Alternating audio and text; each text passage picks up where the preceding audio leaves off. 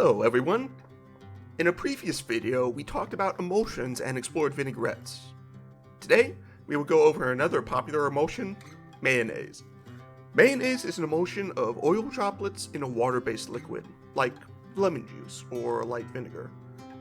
This is counter to a vinaigrette where you have an emulsion of droplets of vinegar suspended in oil. Whereas mustard was our emulsifier for vinaigrette, egg yolk will act as our emulsifier here. Egg yolks are rich in a compound called lecithin. This helps to keep our oil droplets small and separated. Fun tip: for mayonnaise, in order to keep the emulsion stable longer, use a fresh egg. Lecithin gradually breaks down over time, so the fresher the egg, the more lecithin you'll have, and the lower chance you'll see the mayo start to separate as it reaches the end of its shelf life. Now, mayo is considerably thicker than vinaigrette, because the more viscous oil is being suspended in a small amount of fluid. As you crowd oil droplets into the small amount of water in mayonnaise, it becomes increasingly hard for the liquid surrounding the droplets to flow. Thus, we get this thick, almost gel-like foam that is mayo. This oil ratio can be adjusted to make what is known as heavy-duty mayonnaise or other forms of mayo.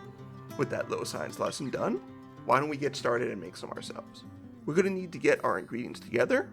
For that, we need 4 egg yolks, 2 tablespoons of mustard, 2 tablespoons of lemon juice, 1.5 cups of vegetable oil, and a pinch of ground white pepper, and 2 teaspoons of salt. First, we are going to combine the egg yolks, mustard, salt, pepper, and 1 tablespoon of lemon juice. Once this mixture is well combined and smooth, we're going to add this to the bowl of a food processor. The actual mixing can be done by hand, but it is a real workout, and this is much easier. Let the food processor run, and we will add our oil slowly, a few drops at a time. This is to get the emulsion started and to make sure we don't overload it and keep it broken. I find adding the oil in a squeeze bottle like this one helps a lot, especially at the beginning, and makes things a lot easier and neater. Once you see the emulsion starting to form, we can add the oil as a steady stream. If the emulsion starts to break, stop pouring and let the food processor run for a little bit to remix everything, and then we can start again. Keep this up until all the oil is used, and give it a taste to see if it needs more salt or something to flavor it.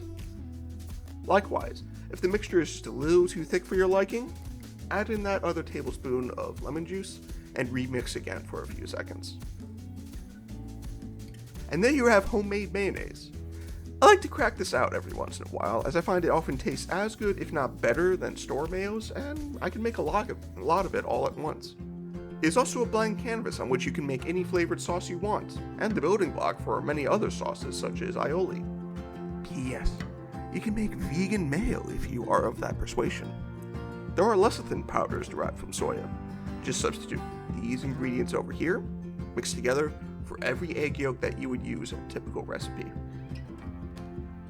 Now, we will expand further on this principle in flavoring and creating mayonnaise with a slightly thicker texture in a future video, going over Japanese-style or Kewpie Mayo.